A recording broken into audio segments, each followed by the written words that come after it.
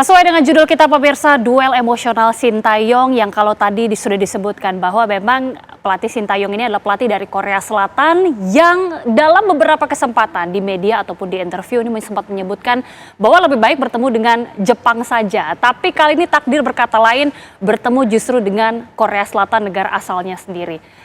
Mas Ibam, jadi ini sebenarnya apa ya yang diungkapkan oleh Sintayong pada saat mungkin di media, mungkin beberapa saat yang lalu ya, ketika ini akhirnya bertemu dengan Korea Selatan, duel yang mungkin emosional lah menurut pelatih Sintayong ini, menguntungkan atau justru merugikan ini jadinya? Jadi ini ada dua sisi ya, karena memang kenapa ya Sintayong ingin bertemu dengan Jepang, karena Sintayong pernah dikalahkan oleh Jepang di final Piala Asia U23 2016. Dan juga sebagai emosional Sintayong sendiri, ia pun nampaknya ingin membuktikan kepada negaranya bahwa saya memiliki kemampuan untuk memanage suatu tim, suatu negara yang secara sepak bola kualitasnya di Asia tidak sebagus itu, tapi bisa berbicara banyak di level Asia seperti sekarang ini. Ya. Dan ini sudah mulai bisa terbukti bagaimana Indonesia dengan gagah bisa mengalahkan Australia untuk pertama kalinya di level U23 dan juga bisa mengalahkan Jordania, yang mana Jordania bukan tim ecek-ecek. Ini adalah tim seniornya baru saja mendapatkan peringkat runner-up di Piala Asia Senior, yang artinya memang Sintayong sudah membawa timnas kita sejauh ini. Dan ini juga menarik karena Sintayong dan Hwang Sun-hong sebagai pelatih Korea Selatan ada historis. Pelatih Korea Selatan yang betul, nanti yang ya U23 sekarang nanti ada historis tersendiri karena mereka kedua pelatih ini sendiri sering sekali bertemu. 12 pertemuan Sintayong kalah 5 kali dan hanya menang 2 kali, selebihnya imbang. Yang artinya memang ada misi pribadi juga dari Sintayong untuk membuktikan kepada pelatih U23 Korea Selatan, untuk kepada mungkin pecinta sepak bola Korea Selatan bahwa gue masih jadi pelatih bagus di sini gitu. Bahkan bisa membawa Indonesia yang tadinya tidak dibicarakan oleh siapapun, sekarang begitu membuat orang-orang takjub. Tidak hanya di level lokal Indonesia, tapi juga di Asia Tenggara dan bahkan Asia. Saya beberapa teman ada jurnalis dari luar negeri juga melakukan interaksi sama saya, berkata bahwa mereka takjub dengan progres Indonesia sejauh ini, dan mereka juga menanyakan bagaimana rasanya punya timnas Indonesia yang bagus katanya. Oke, jadi ini sebenarnya mungkin emosionalnya akan menjadi ada misi pribadi dari Sintayong sendiri. Betul. Kita menerka ya, ini mungkin ajang pembuktian untuk menunjukkan bahwa memang dirinya bisa membawa tim Indonesia ini unggul pada saat melawan negaranya sendiri. Tapi apakah ini juga bisa diartikan ketika Korea Selatan ini juga artinya mengenal gaya pelatih Sintayong untuk melatih skuad Indonesia, jangan-jangan bisa menjadi kelemahan juga bagi kita karena mereka juga jadi mengetahui gaya permainan kita ini. Apalagi kalau tadi Coach Aji juga mengatakan gaya permainan kita ada sedikit banyaknya mirip juga dengan Korea Selatan. Ya, saya setuju sama Coach Aji karena memang warna yang dibawa oleh Sintayong mau tidak mau itu membawa warna dari asal dia berada dari Korea Selatan, dan bagaimana komposisi pemain timnas Indonesia saat ini yang ada di timnas senior ataupun di tim U23 tidak jauh berbeda. Tidak ada seorang fantasista, yang mana di Korea Selatan pun pemain nomor 10 ini jarang sekali tersedia dan tidak terlalu dibutuhkan oleh sistem mereka. Yang artinya memang akan ada duel fisik, akan ada duel adu badan dan juga taktis di lapangan yang akan membuat kita sangat terhibur di laga nanti. Dan juga itu yang harus diwaspadai karena mau bagaimanapun Korea Selatan ini adalah tim yang memiliki tingkat percaya diri lebih tinggi dibanding Indonesia untuk berbicara di level Asia. Tapi Indonesia dengan progres kita sejauh ini tidak ada alasan buat kita inferior. Kita memiliki segala hal untuk membuat mereka pun takut. Kita bisa mengalahkan Yordania dengan permainan yang begitu taktis. Memang ada unsur sepak bola Korea Selatannya yang dibawa oleh Sintayong, tapi nampaknya Sintayong pun dengan pintar memadukan itu dengan bagaimana kualitas Indonesia sendiri yang dimiliki. Kecepatan lari pendek para pemainnya, kombinasi passing pendek, 1-2 dan dengan permainan taktis, itu menjadi warna tersendiri yang membuat Sintayong membuat timnas benar-benar bermain dengan level yang luar biasa, menakutkan bagi lawan-lawannya di Asia saat ini. Oke, Coach Aji kalau tadi sempat menyebutkan ada sejumlah gaya permainan yang kurang lebih agak sedikit mirip ya dari timnas Korea Selatan dan juga tim Indonesia atau skuad Garuda. Kita tidak bisa berbohong lah, dari secara peringkat memang Korea Selatan pasti lebih unggul. Apakah artinya dengan gaya permainan atau tipe yang sama, ini bagaimana kita kemudian bisa mengejar atau memiliki strategi untuk mengejar, padahal gaya permainan agak-agak mirip juga di beberapa hal? Ya, sudah saya sampaikan tadi di depan bahwa Coach Sintayong pastinya udah tahu gaya cara bermain Korea seperti apa. Tetapi nanti kembali lagi di dalam pertemuan antara Indonesia dengan Korea ini, apabila sudah terjadi adu taktik, adu strategi, nanti yang menentukan adalah bagaimana kreativitas pemain di lapangan. Itu yang paling penting karena yang jelas pemain-pemain tentunya sudah dibekali bagaimana cara bermain ketika menghadapi Korea nanti. Tetapi sama juga tim Korea juga sudah dibekali sama pelatihnya tentunya sudah membaca baik kelebihan ataupun kelemahan tim masing-masing. Yang terpenting bagaimana pemain-pemain itu bisa memanfaatkan, bagaimana pemain-pemain itu bisa menjalankan strategi pelatih dengan baik. Ini yang paling penting karena kalau strategi kekuatan tim sama, terus strateginya juga mungkin sama-sama bagusnya, yang menentukan adalah kreativitas pemain di lapangan. Seperti itu. Oke, dari evaluasi mungkin dari Coach Aji sendiri melihat performa skuad Garuda yang saat ini sudah, ya kita memiliki mentalitas yang luar biasa. Kita bisa menjebol gawang Australia, Jordania juga. Apa kemudian yang bisa dibaca dari kekuatan kita, skuad Garuda ini? Ya, yang jelas satu sekarang pemain-pemain kita ada satu progres yang sangat bagus, yaitu pemain sekarang saya lihat semuanya tidak merasa inferior menghadapi tim manapun. Kita lihat pertandingan pertama, pertandingan kedua dengan Australia, bahkan pertandingan ketiga dengan Jordania, pemain justru sangat enjoy, pemain benar-benar menikmati, mereka tidak merasa berkecil hati. Kenapa? Karena memang mereka sudah memiliki kepercayaan diri yang bagus. Kepercayaan diri yang bagus ini timbul adalah karena influence dari tim senior kita. Yang mana pemain-pemain yang usia 23 ini banyak yang main di tim senior. Itu merupakan salah satu strategi dari Coach Sintayong bagaimana pemain-pemain senior ini, tim senior ini bisa transfer mentality kepada tim usia 23 dan itu terbukti. Saya melihat ada satu kepercayaan diri yang bagus. Sekarang kalau kita melihat pertandingan terutama Australia sama Jordania, itu anak-anak sangat enjoy, bahkan berani menekan di atas pertahanan lawan, terus juga berani memainkan 1-2 passing-passing yang jarang kehilangan bola. Nah, ini harus dipertahankan ketika melawan Korea. Meskipun saya sangat yakin Korea akan melakukan pressure yang lebih ketat daripada pertandingan sebelumnya. Tetapi dengan kepercayaan diri pemain yang bagus, dengan fighting spirit pemain yang bagus, dengan strategi yang diberikan oleh Coach Sintayong, ya mudah-mudahan pemain-pemain bisa tampil lepas, bisa paling tidak minimal bermain seperti di 2 pertandingan. Akan lebih baik lagi kalau bisa lebih bagus. Seperti itu, Mbak. Iya, paling tidak bisa bermain seperti 2 match sebelumnya. Tapi kalau kita mereview atau kilas balik begitu ya Coach ya, dari 2 match sebelumnya kontra Australia, kemudian juga kontra Jordania, ini kan kita tahu ya ada satu pemain yang, atau tidak hanya satu ya, tapi ada pemain-pemain yang kuat terutama pada lini tengah begitu, seperti Jordan, atau maksud kami seperti Nathan maksud kami. Jadi Nathan ini kan tidak akan kembali lagi atau tidak bermain lagi karena sudah harus kembali lagi ke klub. Nah ini bagaimana kemudian untuk lini-lini pemain-pemain yang diunggulkan ini tidak akan bermain lagi nanti?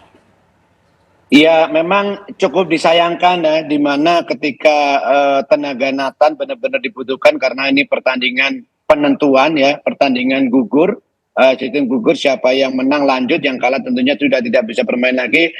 Indonesia tidak bisa menggunakan tenaganya Nathan. Tetapi sepak bola itu tidak boleh tergantung dengan 1-2 pemain. Saya juga melihat bagaimana kualitas seorang Nathan ketika main melawan Jordania. Pemain ini tampil sangat luar biasa, energik, pegang bolanya kuat, bertahannya juga bagus. Dia berada di mana-mana, ya, endurance juga sangat bagus. Tetapi pertandingan untuk lawan Korea nanti tidak bisa main. Saya sangat yakin Coach Sintayong sudah menemukan siapa calon pengganti dari pemain tersebut. Kembali lagi perlu diingat bahwa sepak bola itu tidak boleh hanya mengandalkan 1-2 pemain karena sepak bola adalah cabang olahraga yang memerlukan kolektivitas tim. Seperti itu. Oke, kalau dari prediksi Coach sendiri siapa yang kira-kira memungkinkan untuk menggantikan posisi Nathan ini? Apakah mungkin Justin atau siapa, Coach? Iya, saya kan tidak tahu kondisinya pemain seperti apa, dalam kondisi yang fit atau tidak, saya tidak tahu ya. Tetapi yang jelas saya sangat yakin Coach Sintayong sudah menemukan siapa pemain kira-kira yang paling cocok berada di posisi itu untuk menggantikan posisinya si Nathan. Seperti Mbak Ida. Oke, saya langsung ke Mas Ibam pertanyaan yang sama ini. Untuk memperkuat lini tengah, menggantikan posisi Nathan yang saat ini sudah kembali ke klub, kira-kira bagaimana ini untuk menutup lubang untuk di lini tengah ini? Ya, sebenarnya Sintayong pun memiliki pilihan yang begitu banyak dan ini sudah terbukti di laga pertama melawan Qatar di mana saat itu Justin Hubner belum tergabung dengan tim dan akhirnya membuat Nathan bermain di lini tengah dan ketika Nathan tidak ada bukan tidak mungkin ada dua pilihan. Marcelino bisa ditarik ke gelandang tengah bersama Ivar Jenner, ataupun akan mendorong Justin Hubner ke gelandang tengah bersama Ivar Jenner, yang artinya akan memberikan tempat kepada Komang Teguh yang juga tampil bagus di dua laga Indonesia ketika bermain. Komang Teguh bisa mencetak gol ke gawang Australia dan juga ke Yordania, juga tampil tidak buruk melawan Qatar, yang artinya memang Sintayong tidak perlu khawatir. Indonesia dan juga supporternya tidak perlu khawatir karena Sintayong memiliki banyak opsi dan ini sudah terbukti. Ketika satu pemain absen, Sintayong selalu bisa menemukan cara agar Indonesia secara kualitas tidak menurun begitu jauh. Meskipun memang kita harus mengakui bahwa kualitas Nathan di lini tengah Indonesia begitu luar biasa. Ini pemain yang super power ya. Ini bisa melakukan segala hal seperti ball carrier, bisa memberikan dimensi ketika defense yang begitu rapi, disiplin, tapi juga di saat yang bersamaan ketika dibutuhkan bola-bola panjangnya begitu akurat. Jadi memang ini adalah kerugian, tapi saya harap Sintayong pun bisa menemukan cara, dan saya rasa Sintayong sudah menemukan cara untuk bagaimana mengantisipasi ketidakhadiran Nathan Choaon di lini tengah Indonesia. Pastinya sudah diantisipasi, dan kita akan coba hadirkan juga ke pemirsa bagaimana kilas dari timnas untuk perjalanan awal pada saat kontra melawan Australia, kemudian juga Jordania. Kami hadirkan untuk Anda pemirsa. Ini adalah perjalanan timnas Indonesia menuju babak 8 besar Piala Asia U23 pada pertandingan pertama tepatnya 15 April 2024. Kontra Qatar, Indonesia harus mengaku kalah karena kalah dari Qatar 2-0. Kemudian dilanjutkan pertandingan melawan Australia, akhirnya memetik kemenangan pada tanggal 18 April melawan Australia. Indonesia unggul 1-0.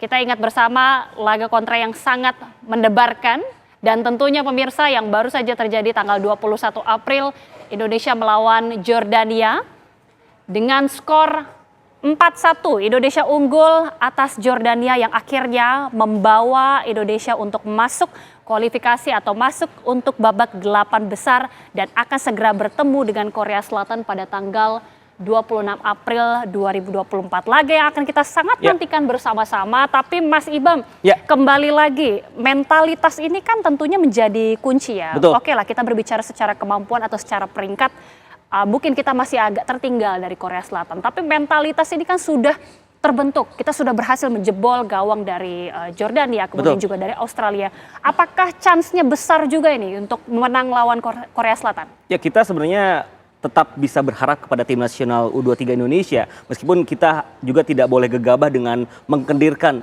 ataupun menganggap enteng lawan dengan begitu mudah. Tapi karena kita tahu bahwa Korea pun memiliki kualitas permainan yang begitu bagus, tapi memang ada beberapa catatan bagi saya. Timnas Indonesia nampaknya harus lebih disiplin dan juga lebih terukur ketika melakukan pelanggaran. Jangan sampai terlalu banyak pelanggaran-pelanggaran yang tidak perlu, yang akan membuat psikologis wasit pun bisa merugikan Indonesia. Itu yang terjadi evaluasinya sejauh ini? Ya, itu yang terjadi di laga melawan Qatar, bagaimana banyaknya pemain Indonesia melakukan pelanggaran-pelanggaran yang tidak perlu, terlalu keras kadang-kadang, dan ini membuat akhirnya wasit memiliki psikologis untuk sedikit memberatkan Indonesia, dan di laga tersebut akhirnya ritme pertandingan berubah dengan keputusan wasit, dan itu sudah diperbaiki di laga kedua dan ketiga. Bahkan di laga ketiga sebenarnya Indonesia hanya membutuhkan hasil imbang, tapi dengan mental yang tepat, saya harus mengakui dan harus memuji Sintayong tetap membuat tim ini begitu mendominasi, berani mengontrol permainan dan bahkan mencari menang, tidak hanya untuk mencari imbang. Dan itu adalah mental yang sudah dibutuhkan oleh Indonesia, yang artinya memang mental di fase grup sudah